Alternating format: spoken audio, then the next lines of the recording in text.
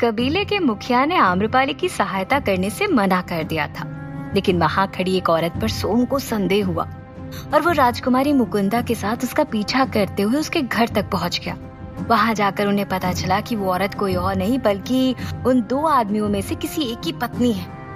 इसके बाद सोम कबीले के लोगों की नजर से बचते बचाते चुपचाप उसके घर में चला गया। यूं अचानक सोम और मुकुंदा को अपने घर में आता देख वो औरत घबरा गई और कहती है, आप लोग हमारे घर में क्या कर रहे हैं?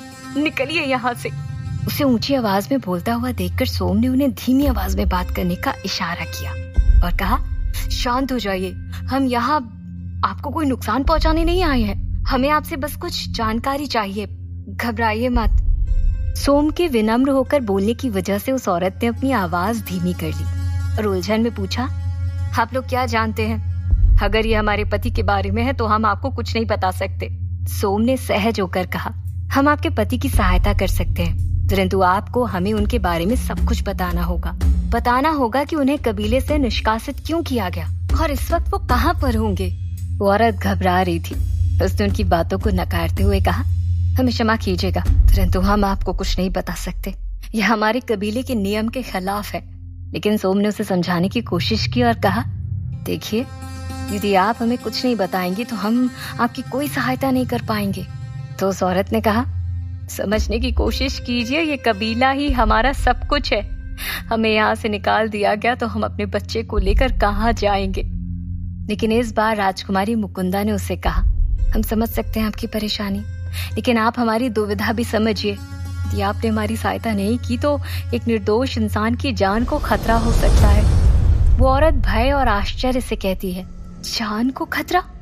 मगर क्यों? राजकुमारी मुकुंदा ने फिर कहा, क्योंकि किसी ने हमारे मित्र पर इल्जाम लगाने के लिए आपके पति से किसी की हत्या करवाई है और अब वो शख्स अपने ही जाल में खुद ना फंस जाए, इसलिए वो आपके पति को भी जीवित नहीं छोड़ेगा और हमारे मित्र को दोषी करार करा के उसे दंड भी देगा। अगर हम आपके पति तक वक्त से पहले नहीं पहुंचे तो कोई और हमसे पहले उन तक पहुंच जाएगा। अगर उनसे मिलने की जरा सी भी उम्मीद है तो कृपया हमारा साथ दीजिए। राजकुमारी मुकुंदा की बातों ने उस औरत को झकझोर कर रख दिया। उसने काफी देर तक सोचने के बाद कहा, किसी निर्दोष को सजा नहीं मिलनी चाहिए, और बात रही हमारे पति की तो वो यहाँ वापस नहीं आ सकते, ना ही अब हम उनसे कभी मिल पाएंगे।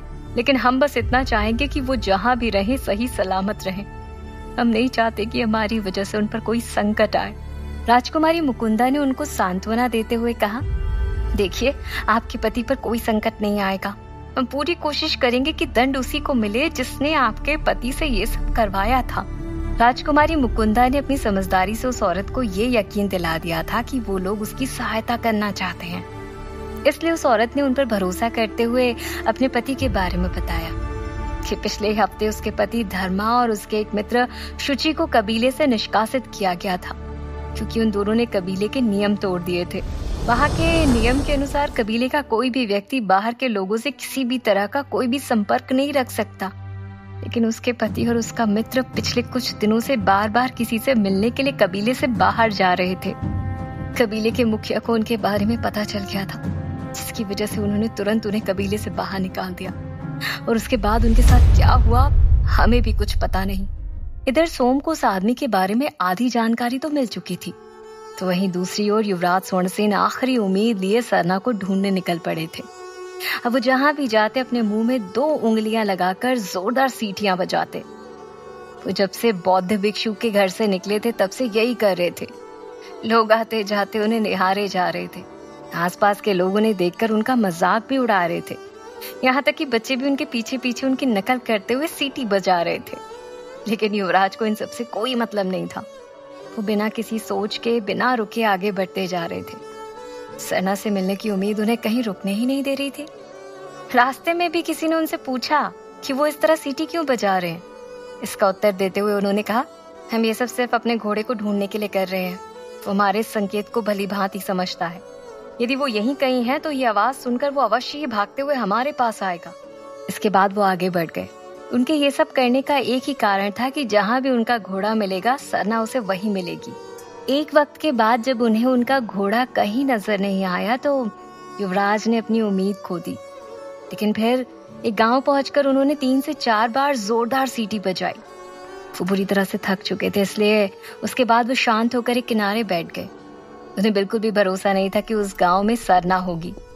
लेकिन अगले ही पल युवराज ने देखा कि उनका घोड़ा दौड़ता हुआ उनकी तरफ आ रहा था।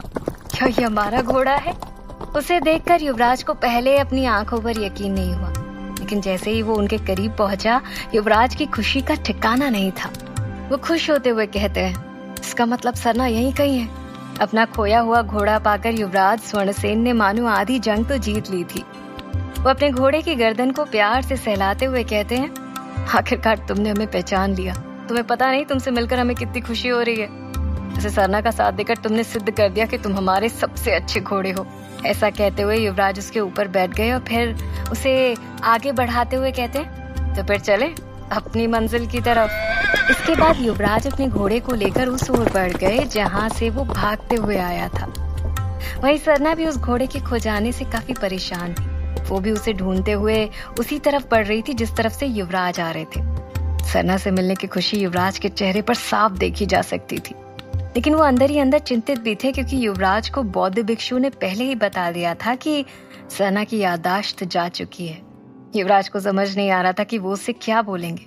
वो मन ही मन सोच रहे थे कि हम सरना से सच बता देंगे, लेकिन उसे हमारी बात पर यकीन नहीं हुआ। तब यदि उसने हमसे पूछ लिया कि हम कौन हैं और उसे कैसे जानते हैं, तो क्या वो हमारी बात मानकर हमारे साथ चलेगी? ऐसे तमाम सवाल उन्हें अंदर ही अंदर परेशान कर रहे थे। उनके मन में हलचल सी मची हुई थी। जैसे जैसे वो आगे बढ़ रहे थे, उनके हृदय की धड़कन बढ़ती जा रही थी। एक तरफ युवराज स्वर्णसेन सरना से मिलने की खुशी में मग्न थे, तो वहीं दूसरी तरफ सोम उस औरत से उन आदमियों के बारे में पूछ रहा था। अपने पति धर्मा और उसके मित्र शुचि का सारा सच बताने के बाद उस औरत ने राजकुमारी मुकुंदा और सोम के सामने हाथ जोड़ लिए और विनती करते हुए कहा, हमें अभी भी इस बात पर भरोसा नहीं हो रहा। हमारे पति किसी की हत्या नहीं कर सकते। जरूर किसी ने उन्हें भड़काया होगा। हम उन्हें सजा होते हुए नहीं देख सकते। वो बहुत अच्छे इंसान हैं। कृपया कोशिश करिएगा कि हमारे पति के साथ कोई अन्याय ना हो। उसके आंसू देख राजकुमारी मुकुंदा और सोम का हृदय भी भावुक हो गया। मुकुंदा ने उसे भरोसा दिलाया और कहा, निश्चिंत रहो, यदि तुम्हारे पति निर्दोष हैं तो उन्हें कुछ नहीं होगा, और यदि आपके पति ने किसी की बातों में आकर ये सब किया भी है तो उस शख्स को हम सजा दिला कर रहेंगे। वक्त बीतता जा रहा था, इसलिए सोम ने आगे ज्यादा कुछ नहीं कहते हुए सीधे उस औरत से पूछा, क्या आप हमें बता सकते हैं कि वो कहाँ होंगे? मतलब कुछ अंदाजा होगा ना तुम्हें कि वो कहाँ जा सकते हैं? उस औरत को अपने पति धर्मा की सलामती चाहिए थी, इसलिए उसके पति धर्मा कहाँ हो सकते हैं इसका अंदाजा लगाते हुए उसने बताया कि कबीले के पीछे एक नदी जाती है। उसे पार करने के बाद एक घना जंगल आता है, जहाँ कबीले के लोग जाने से डरते हैं, क्योंकि वहाँ खूंखार जंगली जानवर होते हैं। तो हो सकता है मेरे पति धर्मा और उनके मित्र शुचि वहीं हो, क्योंकि एक बार वो मुझसे कह भी रहे थे कि यदि कभी उन्हें कबीला छोड़कर भागना भी पड़ा तो वो वहीं जाकर बसेंगे, जहाँ कोई नहीं आता जाता है। ये सब जानने के बाद सोम और राजकुमारी मुकुंदा ने उस औरत का धन्यवाद किया और कबीले के लोगों की नजर से बचते हुए वहां से वापस आम्रपाली के पास जाने लगे। लेकिन यहाँ आम्रपाली और राजकुमार मणिधर को कबीले के कुछ पुरुषों ने चारों तरफ से घेरा हुआ था। वो उन पर अपना तीर साधे हुए खड़े थे। आम्रपाली और राजकुमार मणिधर उन्हें समझाने की कोशिश कर रहे थे, लेकिन उनमें से एक पुरुष ने कहा, हमें तुम लोगों पर भरोसा नहीं है। यदि अभी तुम लोग यहाँ से नहीं निकले तो हम तुम्हें जान से मार देंगे। वो लोग उन्हें वहां से जाने के लिए कह रहे थे, लेकिन राजकुमार मणिधर और आम्रपाली को सोम और राजकुमारी मुकुंदा के आने का इंतजार था। एक तरफ सोम को उन आदमियों का पता चल चुका था, तो वहीं दूसरी तरफ युवराज स्वर्णसेन सरना से मिलने के बारे में सोचकर बेचैन हुए जा रहे थे। तभी उन्हें रात के उस अंधेरे में जलती हुई मशाल की रोशनी को चीरते हुए सरना आती हुई दिखाई दी। सरना को दूर से देखकर युवराज के चेहरे का रंग बदलने लगा। उनकी सांसें थमने सी लगी और घोड़े की रफ्तार धीमी होने लगी। इतने दिनों बाद सरना को देखकर युवराज की पलकें झपकने का नाम ही नहीं ले रही थी। उस वक्त सरना साधारण स्त्री के भेष में थी। उसने मटमैला सा लहंगा चूनर पहन रखी थी। उसके बाल खुले हुए थे, लेकिन सिर पर एक गहरी चोट का निशान था। उस घोड़े को फिर से पाकर सरना के होठों पर मुस्कान आ गई, लेकिन उसके ऊपर बैठे इंसान को देखकर ये मुस्कान ज्यादा देर टिक नहीं पाई। सरना उनके करीब आकर रुक गई। और उनका घोड़ा भी उसके करीब पहुंचकर वहीं खड़ा हो गया। लेकिन युवराज मानो सरना के साथ किसी और ही दुनिया में घूम रहे थे। वो एकटक उसे देखे जा रहे थे। तभी उनके कानों में एक कठोर आवाज पड़ी, आप हमारे घोड़े के साथ क्या कर रहे हैं? नीचे उतरिए अभी के अभी। ये सुनकर युवराज का ध्यान टूट गया। सरना को सामने खड़े देखकर वो चौंक गए, जैसे वो किसी सपने से जाग गए हों। सरना की बात मानकर वो घोड़े से नीचे उतर गए और फिर सहज होकर कहते हैं, क्षमा कीजिएगा, लेकिन आपको भ्रम हो रहा है, ये घोड़ा हमारा है। युवराज ने कह तो दिया था, लेकिन वो अपनी खुशी संभाल नहीं पा रहे थे। तभी सरना ने भड़कते हुए कहा, लगता है आपको दूसरे की चीजों को अपना कहने की आदत है, लेकिन ये घोड़ा हम आपको नहीं दे सकते, इसलिए चुपचाप हमारा घोड़ा हमें वापस कर दीजिए, अन्यथा इसका परिणाम आपको भारी पड़ सकता है। सरना की धमकी सुन युवराज को महल वाली सरना की याद आ गई और वो बड़बड़ाते हुए कहते हैं, ये नहीं बदल सकती, याददाश्त चली गई है इसकी, लेकिन तेवर तो आज भी पहले जैसे हैं।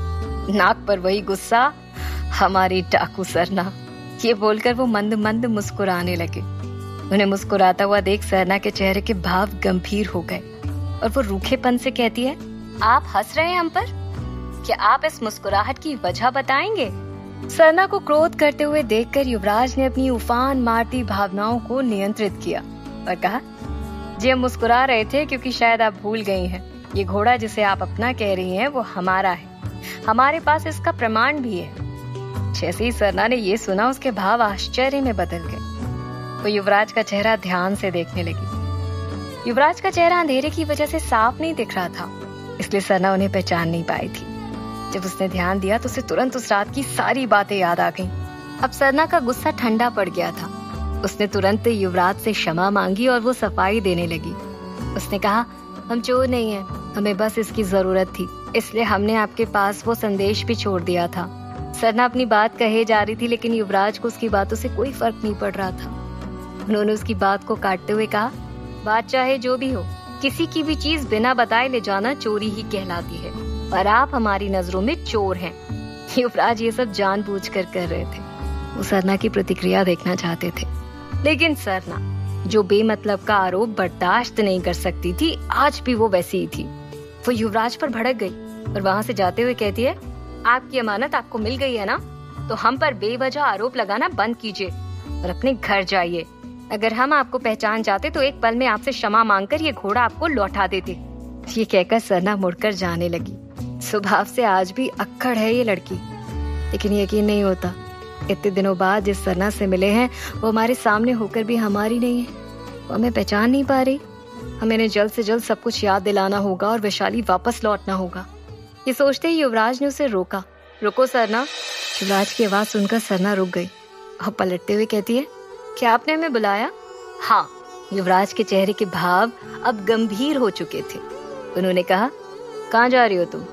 युवराज का सवाल सुनकर सरना ने कहा, हम कहीं भी जाएं, आपको उससे क्या मतलब? मतलब है क्योंकि तुम ऐसे नहीं जा सकती। तो ये सुनकर सरना ने कहा, क्यों नहीं जा सकते? और तुम होते कौन हो हमें रोकने वाले? हाँ। सरना का गुस्सा युवराज को खुशी दे रहा था। वो हल्का सा मुस्कुराए और फिर गंभीर आवाज में कहते हैं, हम कौन है ये तो तुम्हें बाद में पता चल जाएगा, लेकिन इससे पहले तुम कौन हो तुम्हारा ये जानना आवश्यक है। जैसे ही युवराज ने ये कहा, सरना के चेहरे पर हैरानी छा गई। क्या युवराज स्वर्णसेन सरना को सच बता देंगे और सरना उस पर विश्वास कर पाएगी? क्या आम्रपाली उन दोनों आदमियों का पता लगाने के लिए उस कबीले से बचकर निकल पाएगी? क्या होगा कहानी का अगला पड़ाव? जानने के लिए सुनते रहिए।